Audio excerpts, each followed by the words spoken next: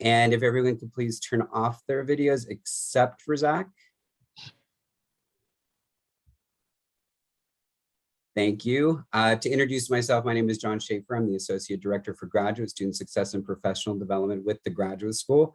This is our first day of Spring 2022 Graduate Student Appreciation Week, and we and I are thrilled to bring back one of our best, no, one of the best or the best alumnus, no, but an excellent alumnus of the graduate school.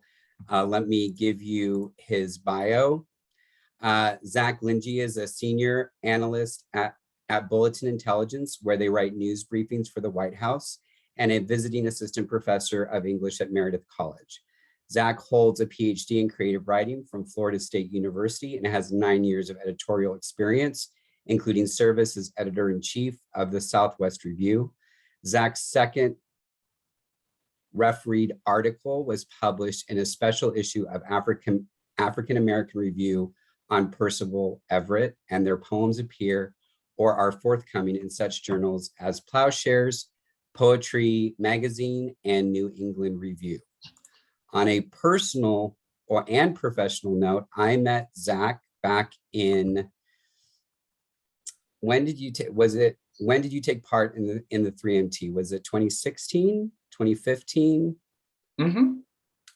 And Zach won the 3MT competition with, I have to say, I'm not to put any pressure on any of our future 3MT competitors, but to date, one of the most engaging 3MT presentations that I had seen, and the judges obviously agreed. And after that, Zach got more involved with the graduate school, took part in graduate school orientation panel discussions, has done guest speaker requests. So thank you so much, Zach, for coming back and telling us your career story. And I'm going to turn it over to you. Thank you so much, John. Thank you for inviting me to participate again and talk about careers. I appreciate being here, and it's so wonderful to see at the very least the names of some of my beloved professors at UTSA. It's really, really good to see y'all virtually. It's been a couple of years since I've seen many of my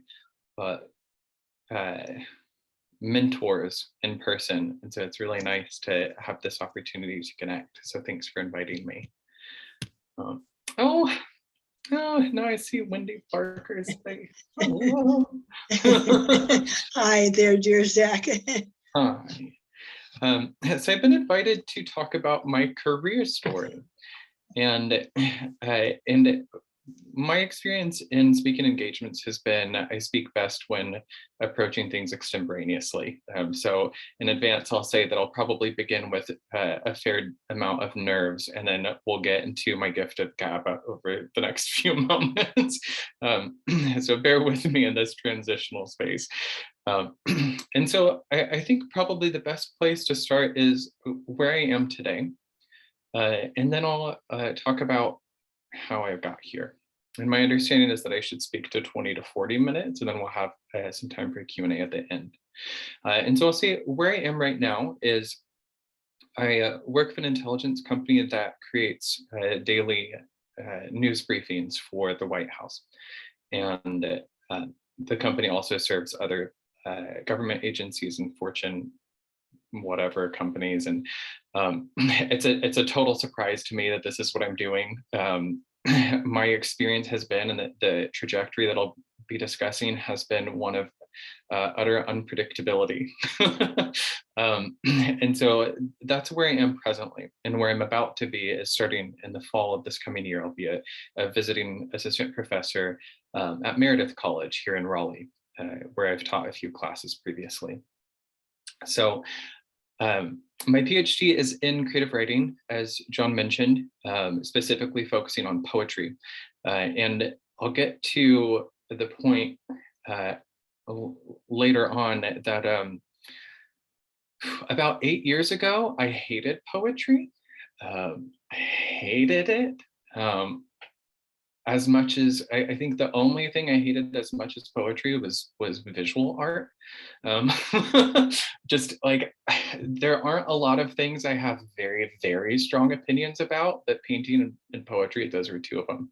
And what I eventually found out was that the reason why I felt so strongly is because I cared a lot.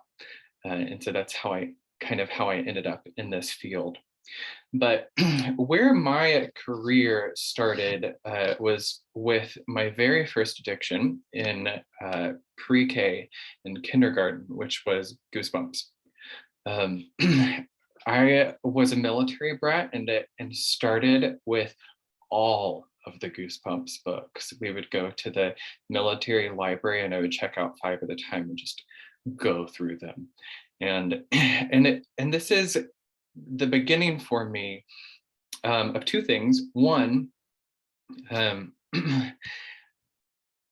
addiction, which is going to be one of the things I talk about today, and 2, a sort of unquestioned interest in literature.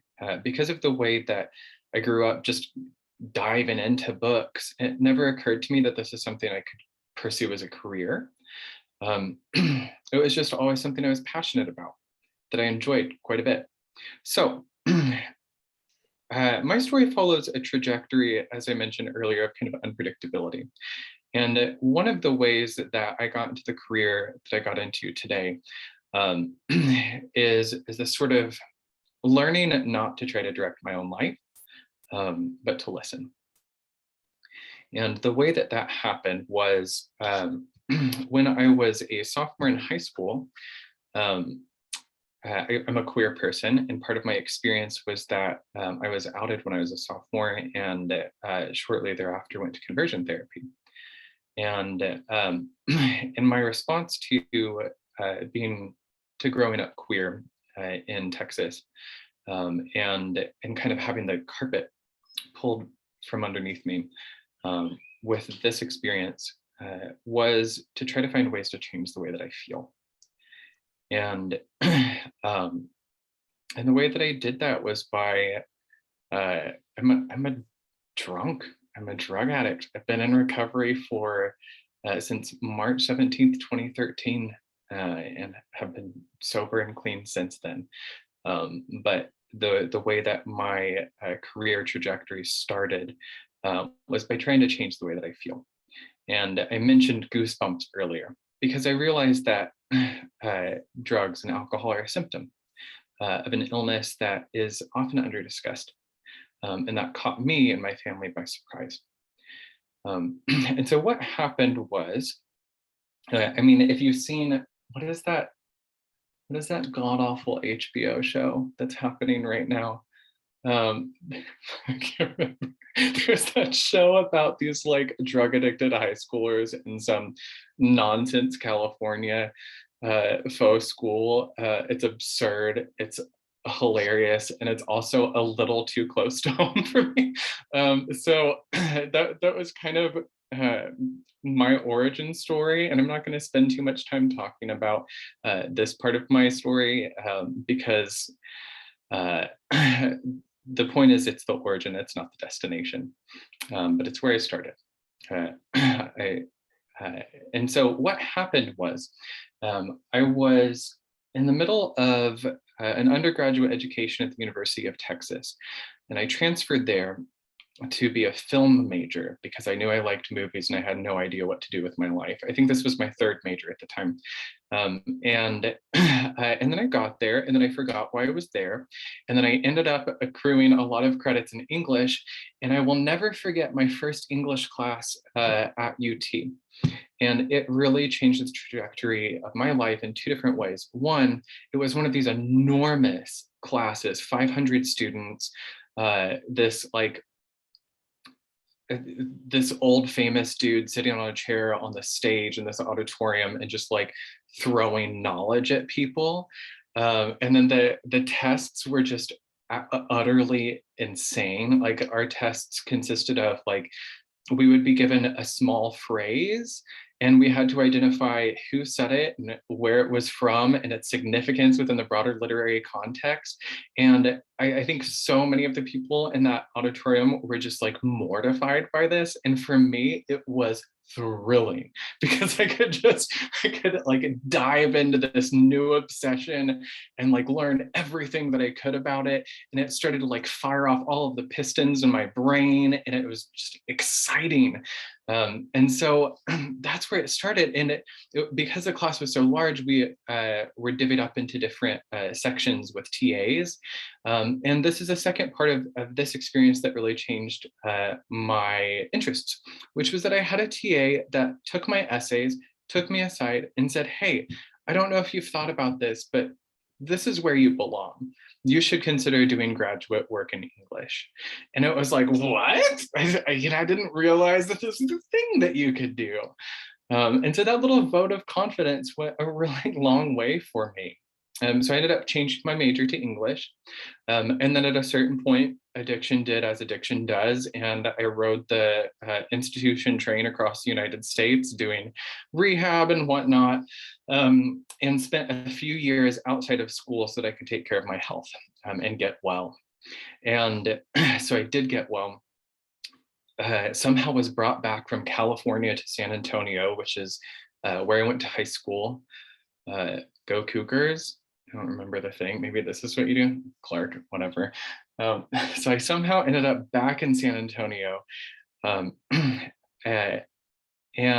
was working. And I didn't know what my career was going to be, but I knew that I owed it to myself to finish my degree. And one of the things that I started to learn in recovery is not to try to have the answers, but just to do the next right thing. And though I didn't know what was going to happen on the other side of finishing my education, I did feel that I owed it to myself to finish my bachelor's. So I went back to UT. And here's where things started to happen. I went back to UT. I only had a year left to my education. And right before I graduated, I was pen pals with a professor at a university where I started my education. Started at a private Christian college in Abilene. And this man sent me a packet of poems. And at this point, still hated poetry. I'd completely sworn off poets because the two that I had dated were real wild. I don't know if y'all have ever dated poets. I highly unrecommend it. Only do it if you have no other choice, kind of like entering academia. but so I'd sworn off poets. I hated poetry. And then this old professor sends me a packet of poems. And it's a small packet. I think there were 6 poems in it. And one of the poets in it, his work did for me what poetry is supposed to do. It's really hard to describe other than to say it felt like a superpower. When I was reading this work, it spoke to my experience and my feelings. It articulated my being in the world in a way that nothing else had. It was language that made me feel my feelings clearly and perceive them clearly.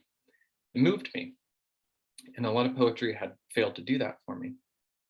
And so what happened was, I didn't really know where I was gonna go after this degree. I'd applied for some film schools with absolutely no experience in film.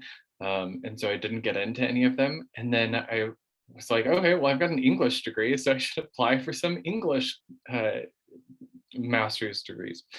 And so I applied to UTSA and was very grateful to be accepted. And it's like, okay, we're heading back to San Antonio from Austin, Texas. And all I know right now is I've got time and 2 years to pick up a master's degree. I'm going to do everything that I can while I'm there. And now I know that I have found at least one poet whose work I like. And so what I did was I found this poet's email address and I emailed him. And because this is recorded, I can't say all of the words in the subject of my email, but it was something along the lines of, what the heck is a poem? And the body of the email was basically me saying like, hey, brilliant poet, I have a degree from a good university in English. I've read the classics. Like, I still have no idea what a poem is. Can you help me? And this man proceeded to email me multiple times a week for half a year and taught me the basics of poetry out of his own free will, with no expectation for any sort of reciprocation.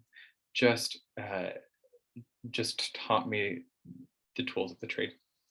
And meanwhile, I was in David Vance's workshop at UTSA, learning about different types of poetry I'd never heard of from him, especially postmodern.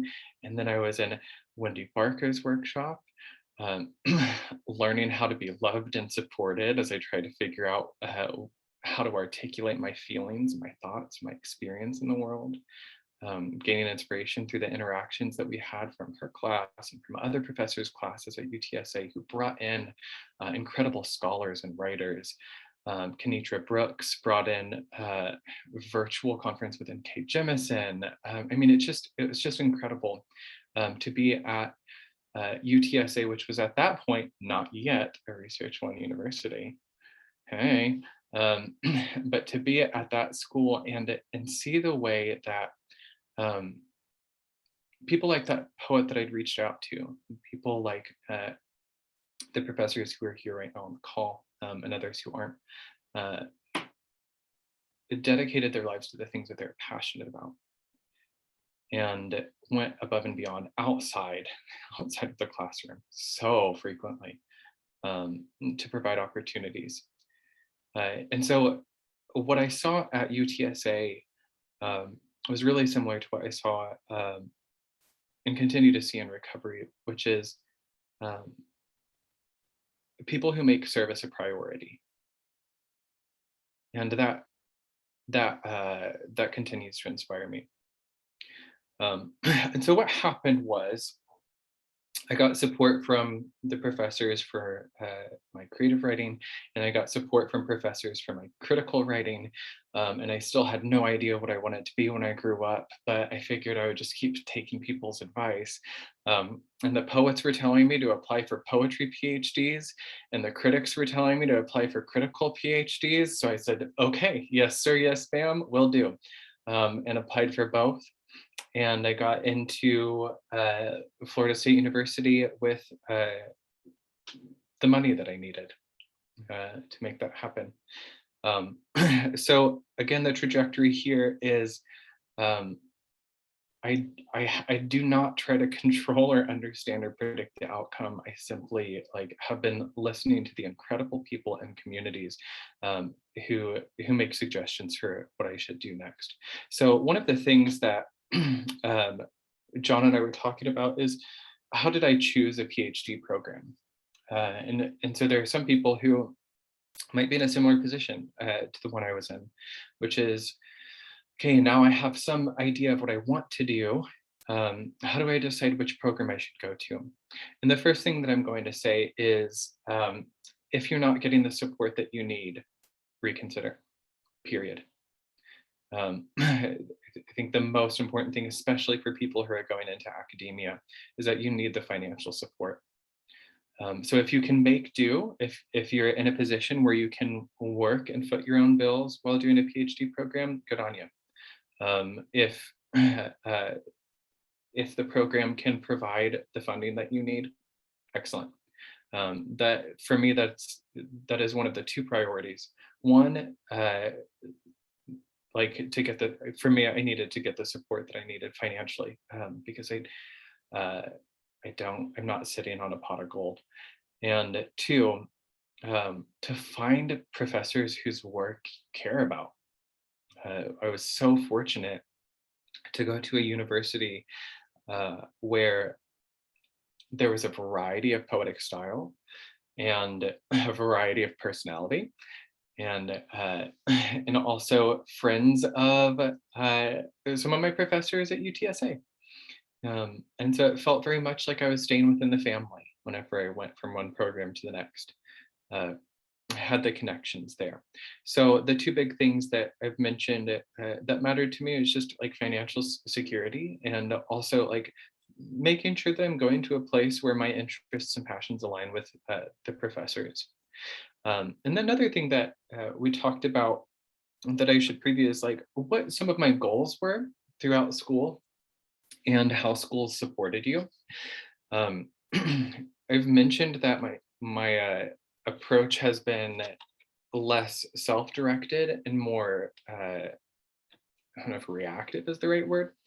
But at UTSA, I just want to highlight a couple of the really cool things that happened. John mentioned the 3MT competition, which was such a neat experience.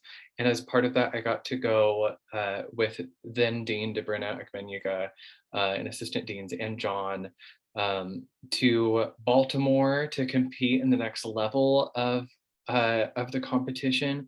And also, I don't know if y'all know this, or if you're considering UTSA and you're wondering about this, or if you're already in UTSA and you haven't yet tapped into the resources, but not just individual departments, but also the graduate school have funding opportunities. One of the coolest things, one of the very, very coolest things, if not the coolest thing that I experienced was I went to a conference in San Francisco to share some research.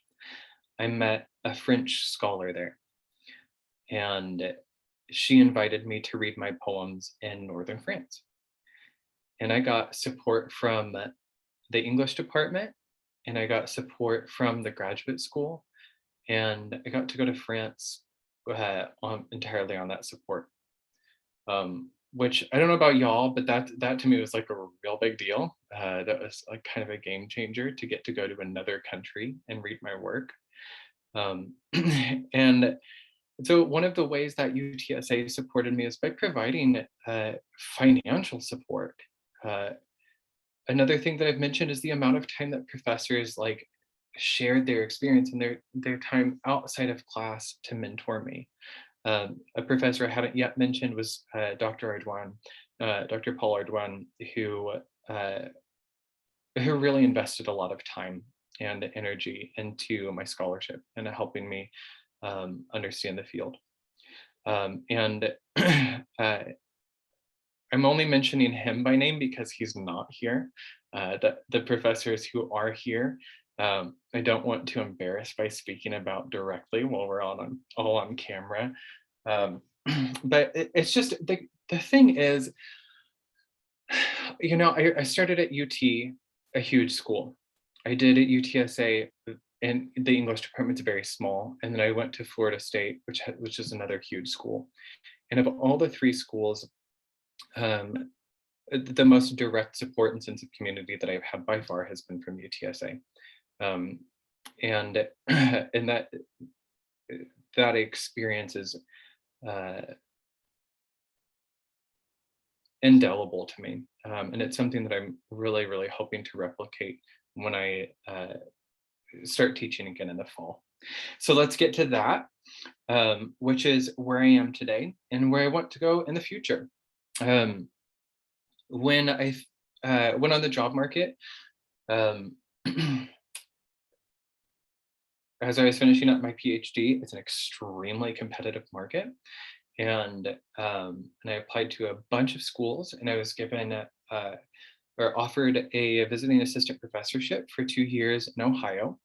And then not 2 weeks later, my partner was offered a permanent full-time faculty position here in Raleigh. And so we had a decision to make. And the school here was able to offer me some part-time teaching as part of the package. And so we went with my partner's offer and came here.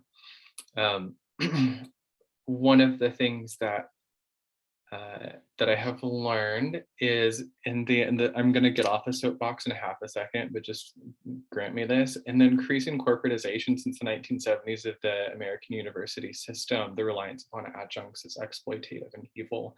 And I learned very, very quickly that I needed to find other ways to guarantee my security. So with all the gratitude in the world, I decided, you know what, I'm going to try something different for a little while and, until I can get a full-time position. And so I somehow ended up in a position where I am writing daily briefings for the president, vice president, senior personnel at the White House, and did I say the first lady? It's weird. I don't know how I got here. It's another one of those things where if we're talking about career stories, some people, and bless them for this, have always known exactly what they wanted. My dad, when he was 12 years old, was going to be a preacher when he grew up. That man retired after 30 years as a chaplain in the Air Force. I am not that person. My career story is not linear. It has been one of constant questioning, investigation, listening, and response. And so where I am today is just a continuation of that. I listen to what people suggest I should do next. I follow their recommendations. And I also like have had the incredible opportunity to get to know myself better through recovery, through people who can teach me help me see what my desires are. And so where I want to go in the future is to keep listening. My direct goal, my immediate goal is to have, I would love to be able to buy a house. I think that would be so cool. And I want to be able to do that while teaching something that I'm incredibly passionate about. And so my desire moving forward is to have a car and a house and some job security. That to me, though, at this point, is icing. That's cake. Because what I have today, part of maybe the most integral part of my career story, is this sense of security that comes from having been raised and supported by communities like the one that I'm speaking to. Which is that I don't have to rely on myself. I don't have to have all of the answers. I don't have to know what comes next. I can listen and ask and trust that my mentors and advisors will be able to point me in some of the right directions.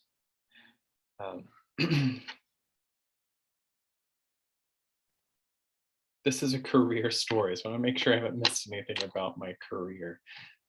You know what? I should mention some of the things that I've done. Since when I was at UTSA, I was the editor of Sagebrush Review, which was awesome. And when I got to Florida State, I started the very first term as an online editor, where I created a new website and started online publication for Southeast Review. I started publishing my poems. My second peer-reviewed article came out in that special issue that John mentioned. One time a university hired me to read my poems and teach a class, and they paid me for it. It was so good. It was really cool. And let's see, what else? Gosh. I mean, just being part of the literary community, I've gotten to interact, make friends with, interview, not just some of my favorite writers, but also musicians. As the editor of Southeast Review, I got to interview a musician named Spencer Krug, who is the lead man of a bunch of different bands, including Wolf Parade. And anyway, what else has been happening? I think the most important thing that I'm going to mention in terms of my career trajectory is just the security that I have from not needing to know what happens next. which comes only, as I've mentioned already, from having communities that I can rely on. And so if you're in a position where you're trying to choose a PhD program, or you're trying to figure out what the next step is in your career, if I could be so bold as to offer advice, I would say don't try to find the answers yourself. Ask other people who have what you want, how they got there. And I'm going to stop there. Thanks.